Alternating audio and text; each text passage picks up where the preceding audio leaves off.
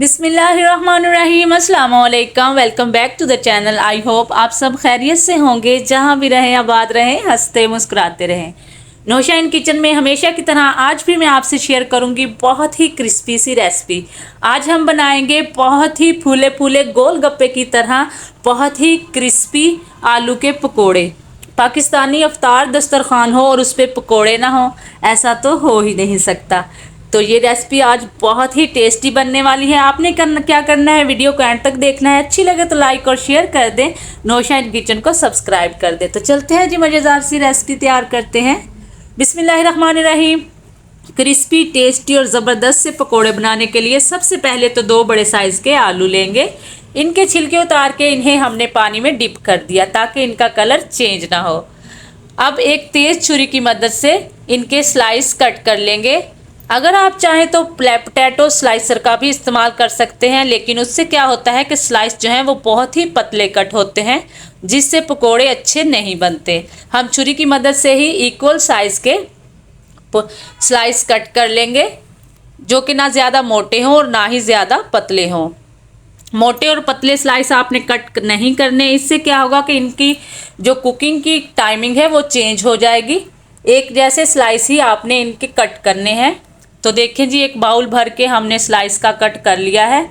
अब हम क्या करेंगे, इनका पानी जो है वो स्टेन कर देंगे और इनको खुश्क करने के लिए शेल्फ पे टिश्यू बिछाएंगे।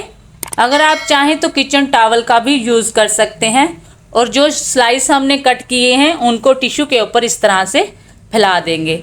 इससे क्या होगा कि स्लाइस जो है इनके अंदर जो नमी है वो अच्छी तरह से खुश्क हो जाएगी, और जब बैटर हम इन पे लगाएंगे तो वो इन पे ठहर जाएगा और पकोड़े जो हैं वो बहुत ही क्रिस्पी बनकर तैयार होंगे। तो तकरीबन 5 मिनट इनको इस तरह से छोड़ देंगे ताकि अच्छी तरह से खुश्क हो जाएं। तब तक हमने क्या करना है कि आलूओं का स्पेशल सा बैटर तैयार कर लेंगे। तो सबसे पहले हम लेंगे जी 1 कप बेसन।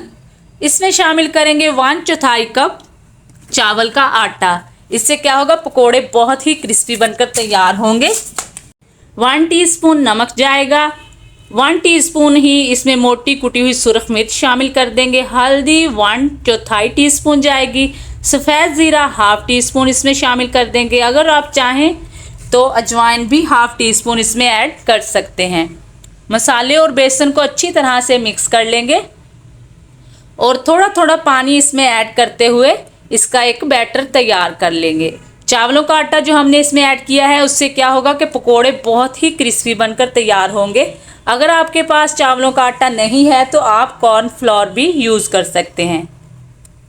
बैटर जो है वो हमने ना तो ज़्यादा थिक बनाना है और ना ही ज़्यादा पतला बनाना है। अगर थिक बनाएंगे उससे क्या होगा कि पकोड़े जो हैं वो हमारे क्रिस्पी नहीं बनेंगे, सोगी बनेंगे और मोटे मोटे बनकर तैयार होंगे।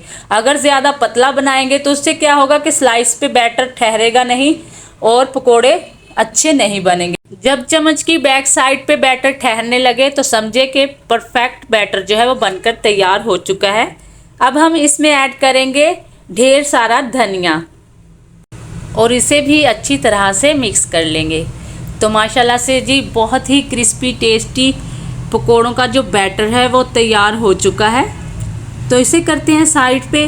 तो चलते हैं जी अपने स्लाइसिस की तरफ जो कि हमने कट करके रखे थे।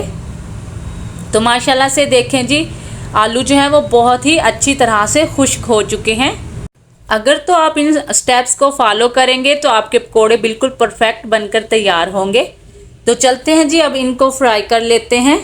बिस्मिल्लाहिर्रहमानिर्रहीम। यहाँ पे कढ़ाई में लो टू मीडियम फ्लेम पे हमने ऑयल को गर्म कर लिया है। एक स्लाइस लेंगे, बैटर में उसे डिप करेंगे और गर्म ऑयल में ऐड कर देंगे। इसी तरह सारे पकोड़े हमने इसमें ऐड कर देने हैं।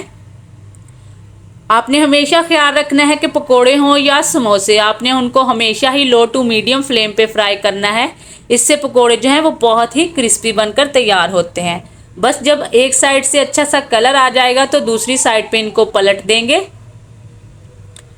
और अच्छा सा कलर आने पर इन्हें निकाल लेंगे। जो चावल का आटा हमने इसमें ऐड किया है उससे पकोड़े बहुत ही क्रिस्पी बनकर तैयार होते हैं।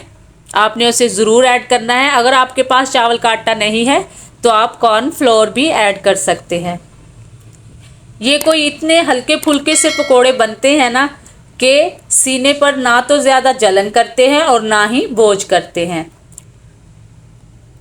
आप एक ही वक्त में ढेर सारे पकोड़े बनाकर तैयार कर सकते हैं।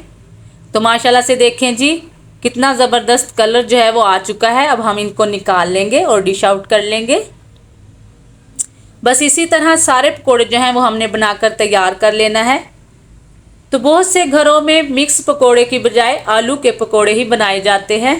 तो आप इस रेसिपी को ट्राई करें, इंशाल्लाह बहुत ही परफेक्ट पकोड़े बनकर तैयार होंगे इंशाल्लाह ताला।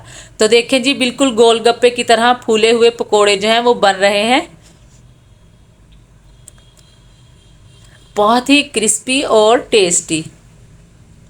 जैसा कि रमज़ान शरीफ है तो आपने ये रेसिपी ज़रूर ट्राई करनी है।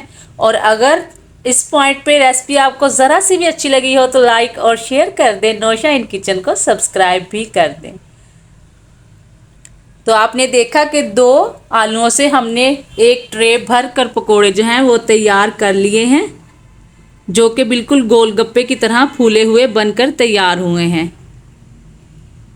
यहाँ पे हम इन्हें केचप के साथ सर्व करेंगे। अगर आप चाहें तो ग्रीन चटनी या दही की चटनी के साथ भी इन्हें इंजॉय कर सकते हैं, बहुत ही ज़बरदस्त लगते हैं। उम्मीद करती हूँ आज की रेसिपी भी आपको पसंद आई होगी। रेसिपी अगर ज़रा सी भी पसंद आई हो तो लाइक और शेयर कर दें, नौशा इन किचन को सब्सक्राइब भी कर दिया करें।